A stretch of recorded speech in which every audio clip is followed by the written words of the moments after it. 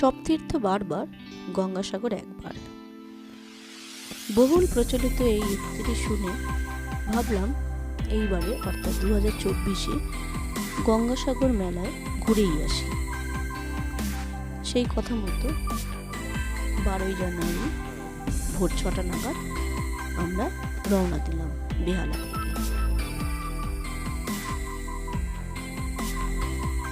ভেবেছিলাম পুরোটাই গাড়ি নিয়ে যাওয়া যাবে, কিন্তু কাকদ্বীপ লট গেটে আমাদের পার্কিং করতে হয়েছিল। প্রায় 85 কিলোমিটার এই রাস্তা, কিন্তু রাস্তা অত্যন্ত ভালো, পরিষ্কার পরিচ্ছন্ন।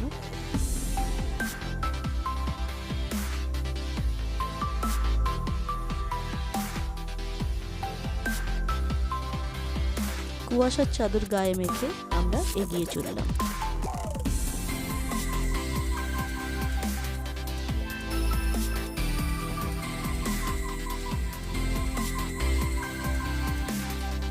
গঙ্গাসাগর তীর্থ ছিল ভয়াল সাপতে সংকুল জঙ্গলে এবং ভয়ঙ্কর শত্রুপূর্ণ বিশাল নদীতে ও সমুদ্রে পরিপূর্ণ। তবে এখন সেই অবস্থা আর নেই।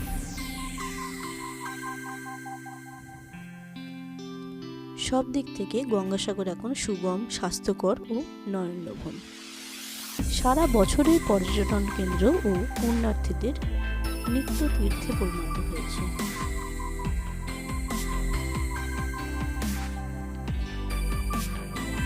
কাকদ্বীপ লট নম্বর 8 থেকে আমরা প্রায় 1.5 কিলোমিটার হেঁটে ভেসেলের উদ্দেশ্যে যাত্রা দিলাম।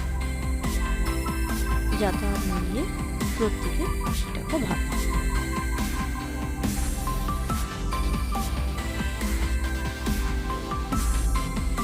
অনেকগুলো ঘাট থেকেই ছাড়ে, শয়ে শয়ে বলতে গেলে লাখো লাখো পুণ্যার্থীরা চলেছে পুণ্য লাভের আশায়।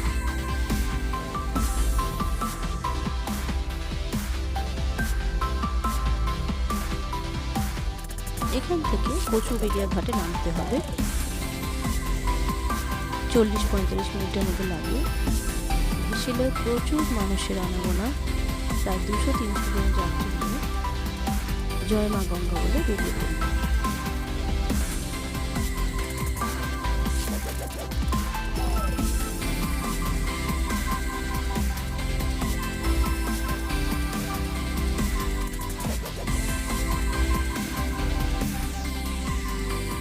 এখান থেকে আবারও প্রায় 1.5-2 কিলোমিটার হেঁটে বাস স্ট্যান্ডের দিকে এগোতে হবে।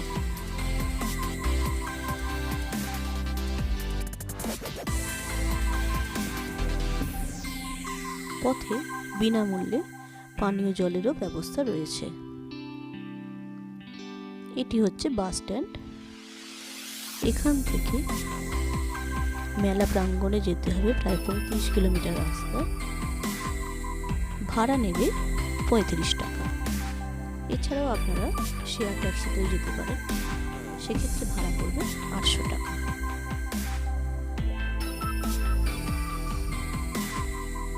বাস থেকে নেমে এই রাস্তা ধরে আমরা মেলা প্রাঙ্গণের দিকে এগোলাম।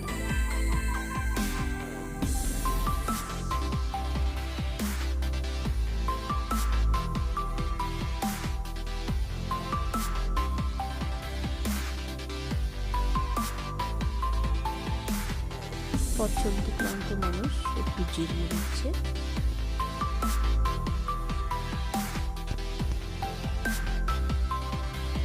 রাস্তাটা খুব কম না, বাঁ পাশে একটি শ্মশান পড়বে।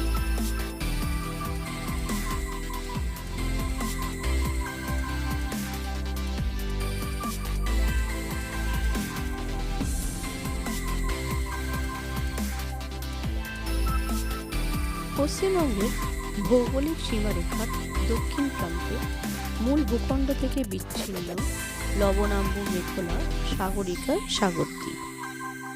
এই দ্বীপের দক্ষিণ প্রান্তে উচ্ছ্বলিত ফেনীর জলধি, শুভ্র বালুকাময় সুবিস্তৃত বেলাভূমি এছাড়া সবুজ বনানী, সীমাহীন সৌন্দর্য সম্ভারে সজ্জিত ভূমি পুণ্যতীর্থ গঙ্গাসাগর সঙ্গম বা গঙ্গাসাগর তীর্থ।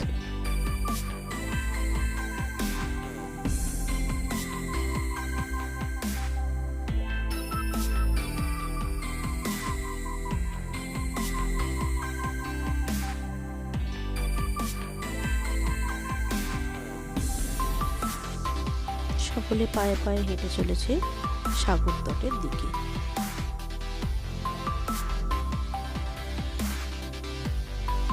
পৌষ সংক্রান্তি উপলক্ষে এখানে ভিড় বেশি হয়। পৌষ সংক্রান্তি হলো উত্তরায়ণ সংক্রান্তি। উত্তরায়ণে দেবযান পথে শুভ সূচনা হয়।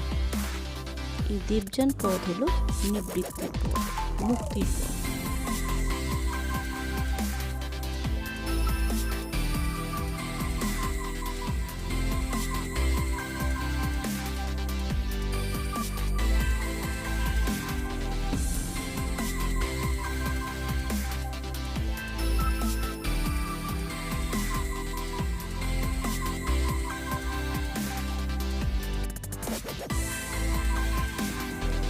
গঙ্গাসাগর তীর্থের মাহাত্ম্য অপরিসীম ও অনির্বচনীয়। দেবর্ষি নারদ যুধিষ্ঠিরের নিকট গঙ্গাসাগর তীর্থ মাহাত্ম্য বর্ণনা করে বলেছেন, 10টি অশ্বমেধ যজ্ঞের ফল এক গঙ্গাসাগর স্নানে নিষ্পন্ন হয়।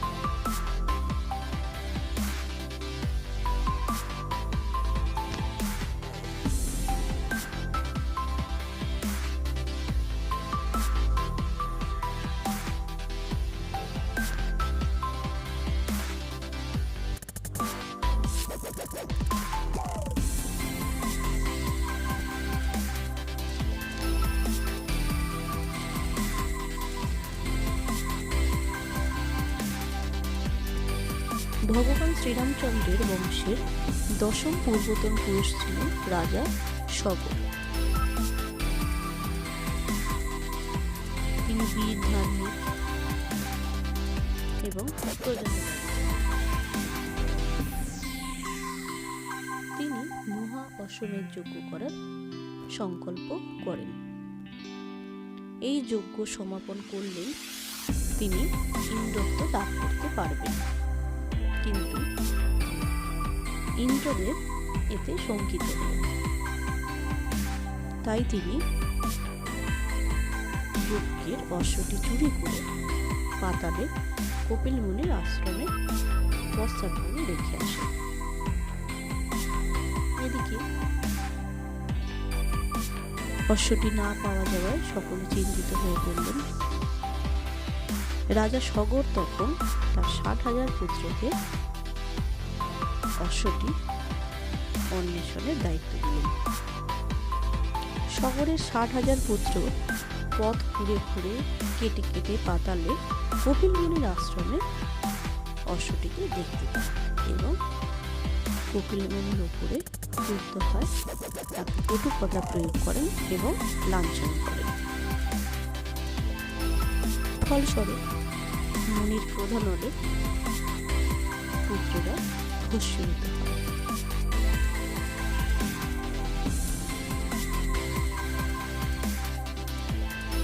পরে এই সংবাদ জানতে পেরে রাজা সগর অত্যন্ত কাতর হয়ে পড়েন এবং পৌত্র অংশুমানকে যজ্ঞাশ্ব এবং পিতৃব্যদের অন্বেষণে প্রেরণ করেন। তিনি কপিল মুনির আশ্রমে এসে অশ্বটিকে দেখতে পান এবং সমস্ত ঘটনাটি শোনেন এবং এও জানতে পারেন যে স্বর্গে আছেন পতিত পাবনী, পতিত উদ্ধারিণী গঙ্গা। তার পবিত্র বাড়িতে মৃতদের আত্মার মুক্তি সম্ভব। অন্য কোনো জলে তাদের তর্পণ সার্থক হবে না।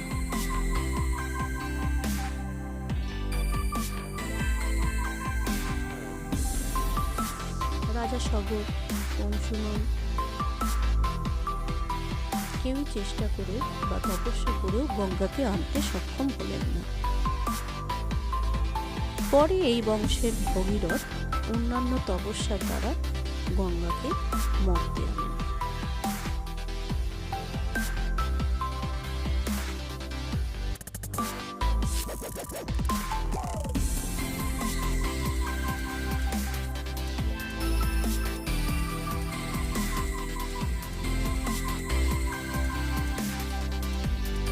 নানা বাধা বিপত্তির মধ্যে দিয়ে দীর্ঘ পথ পরিক্রমা করে ভগীরথের প্রদর্শিত পথে গঙ্গা সাগর সঙ্গমে এসে মিলিত হল এবং গঙ্গার পবিত্র জলস্পর্শে সগর সন্তানগণ পুণ্যবান মহাসাধক ভাগীরথের পিতৃপুরুষগণ মুক্তি লাভ করেন। এর থেকে গঙ্গাসাগর সঙ্গম হিন্দুদের পরম মুক্তিযুদ্ধের অন্যতম হয়ে উঠেছে।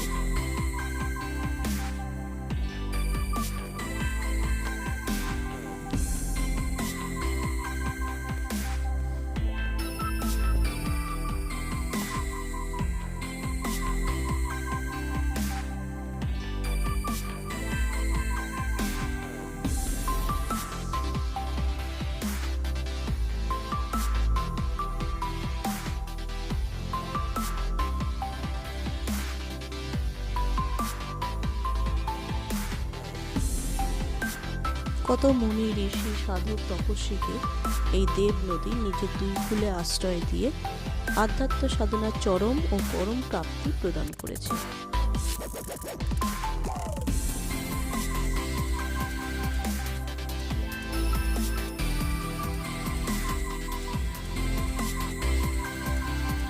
আজ নিত্য তীর্থ গঙ্গাসাগর, কিন্তু এই সংক্রান্তিতে গঙ্গাসাগর তীর্থ করা বড়ই পুণ্য।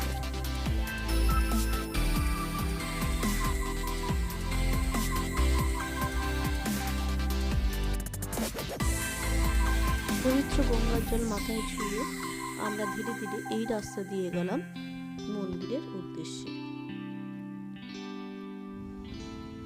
এই রাস্তাটি একটু অপরিষ্কার,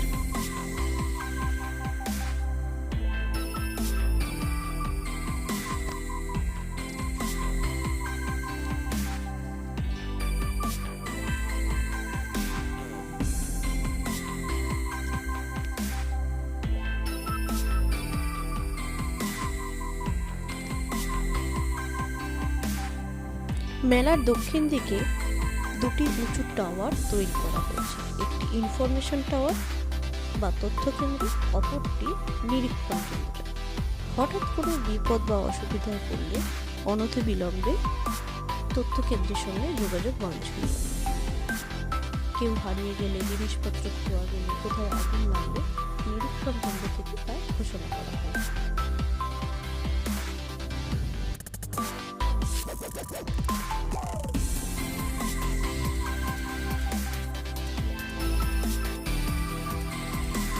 কেউ যদি দলছুট হয়ে থাকে, স্বেচ্ছাসেবক সংস্থাগুলি তাদের ঠিকানার থেকে যথাস্থানে পৌঁছে দেওয়ার দায়িত্ব নেয়।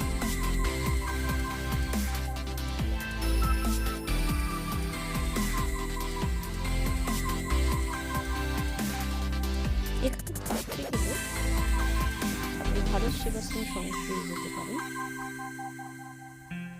এছাড়াও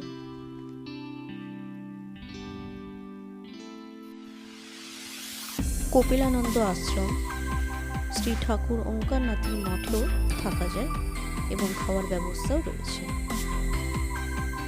এছাড়াও কলকাতা বস্ত্র ব্যবসায়ী যাত্রী নিবাসও থাকতে পারে। এছাড়াও যুব আবাস রয়েছে।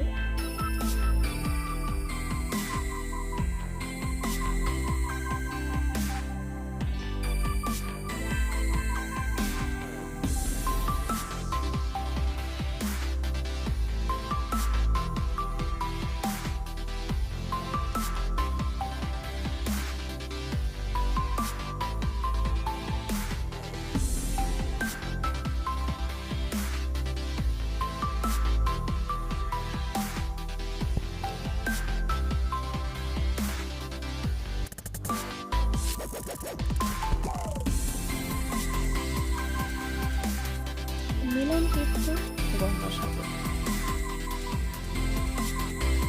নানা ধর্মের মানুষের মিলন তীর্থ এই গঙ্গাসাগর।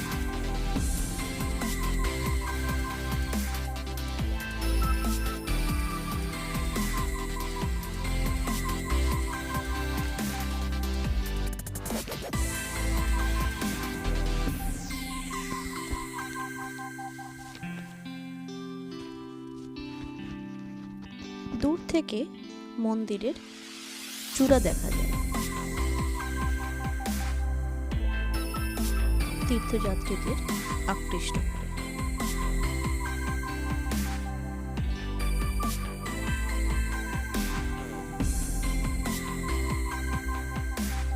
নিত্য সেবা পুজো ও তীর্থযাত্রীদের দর্শন, প্রণাম ও পুজোয় সদা মুখর থাকে।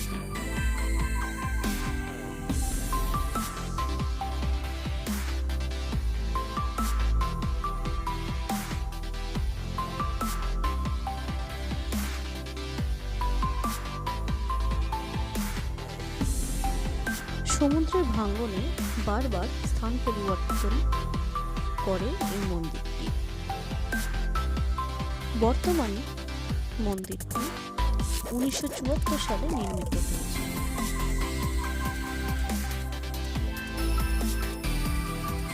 মন্দিরে কয়েকটি বিগ্রহ নিত্য পূজিত হচ্ছে। ভগবান কপিল দেবের মূর্তি রয়েছে। তার দক্ষিণ পাশে রয়েছে গঙ্গা দেবীর মূর্তি। এই মূর্তির কিছু দূরে রয়েছে হনুমানজি। কপিল বিগ্রহের বাঁ পাশে রয়েছে রাজা সাগর। সাগরের কিছুটা দূরে রয়েছে বিশালাক্ষী দেবীর বিগ্রহ।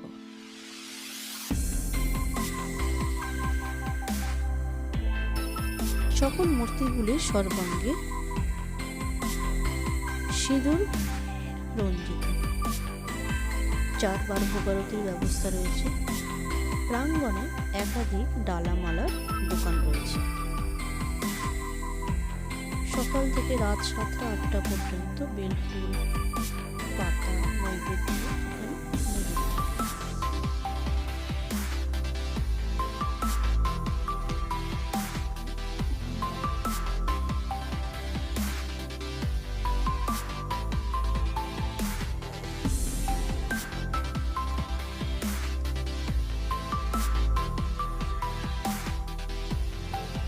মেলার সময় যাতায়াত, স্বাস্থ্য পরিষেবা, পানীয় জল, থাকার ব্যবস্থা, আলো, সংবাদ আদান প্রদান, আইন শৃঙ্খলা রক্ষার পর্যাপ্ত সরকারি ব্যবস্থা থাকে।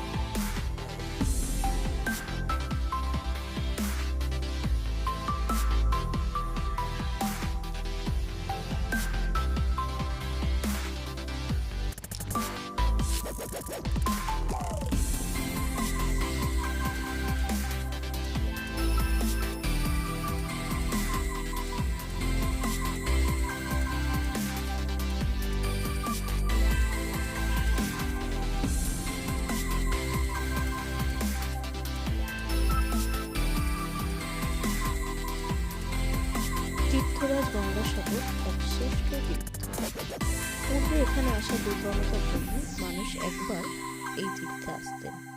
বর্তমানে যাতায়াত ব্যবস্থার উন্নতি হওয়ায় পথের সেই ক্লেশ না থাকায় প্রতিদিনই প্রায় পুণ্যার্থী পর্যটক এবং প্রকৃতি প্রেমী এখানে আসছে। তাই বর্তমানে বলা যায় সব তীর্থে একবার এবং গঙ্গাসাগর বারবার।